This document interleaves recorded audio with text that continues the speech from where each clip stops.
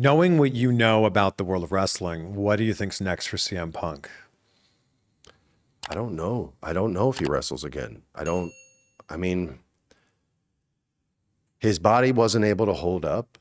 You know, he was getting hurt a lot, as we all do when we get older. His patience wasn't able to hold up in dealing with a younger generation. I mean, look, for millennials and Gen Z, my generation and up, it's not an illusion. They hate you because they don't want to understand you. I don't. Like, the things that my generation and older say about them are the same things my mom's generation said about me. Sure. You're softer, you don't work as hard, all this. Yeah, you're right. Yeah. You made it easier for me to live. So thank you to your generation. But now we have a remote control and I don't have to get up and change the channel because you're old and arthritic and can't do it anymore.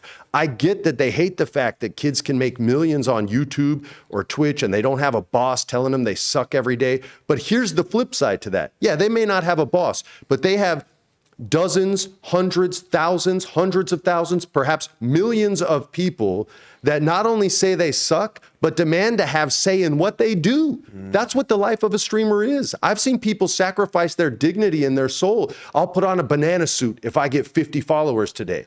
You can't take that back. You know what I mean? If you start living by people who are giving you $5 a month and all of a sudden you want some of that dignity back, so goes their $5 too. So they have to deal with much different pressures than these older generations had to deal with. Yeah, I had a director who was on my case every day on I Know What You Did Last Summer. Every single day. It sucked. That's one son of a bitch. All right? That's one guy.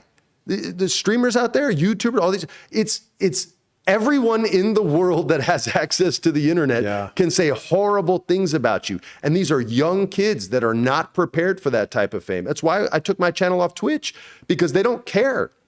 They don't care about these young kids. They don't put any measures in to protect them until 4 or 5 years later after, you know, these kids have been complaining and begging and asking for it. And it's not like once they were bought by Amazon, they couldn't afford to put measures in place. Right. They simply chose not to because it wasn't cost effective. Yeah. So screw Twitch, screw those companies, man. I hope all of you go to YouTube or somewhere else where you're in control and you're not having to pay for their service in order for you to get paid.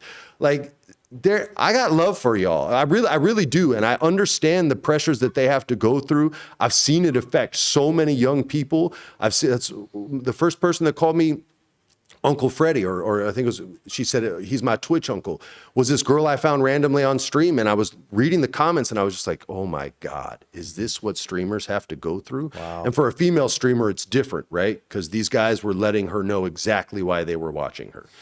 And saying shit that you're just like, Jesus Christ. Like, Michelle Pfeiffer never had to hear that in her Catwoman suit, looking fine as hell. Like, she didn't have to hear just nonstop. And there's no accountability, and there's no one there to smack them and be like, yo, show some respect, because it's all digital. Yeah. And they're just enduring that at an age where you're not equipped to deal with that yet. And I just remember going like, this is a bad, bad place. And so I get it, and I have a lot of empathy. Sympathy is I would have gone through it, and I haven't.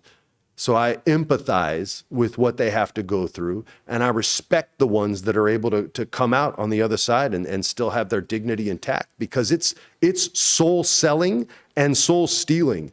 And those are hard things to deal with in your early 20s. So I don't know how CM Punk moves forward. He's of that older generation.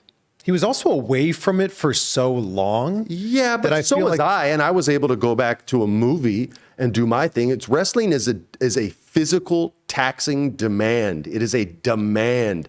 Like I said, it's blood, sweat, and tears. It's torn tendons. It's broken bones.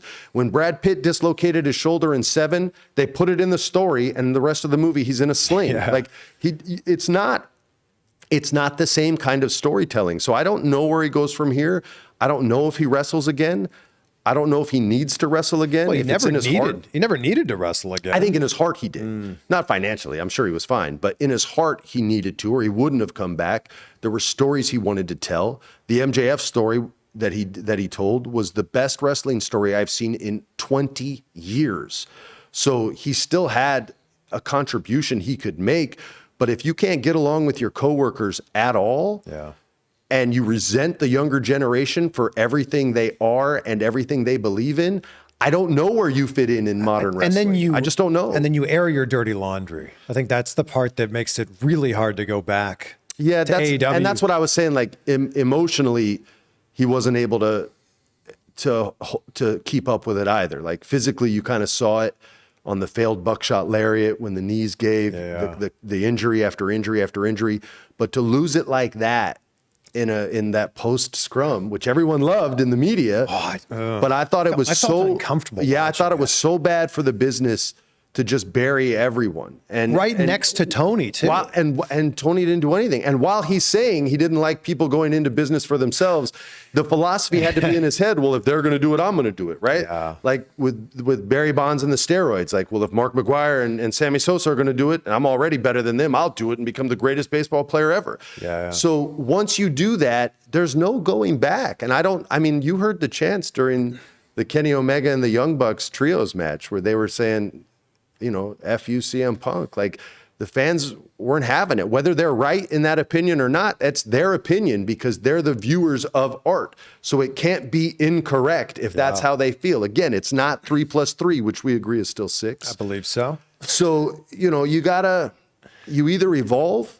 This is something CM Punk said when he was in WWE. You either evolve or you die.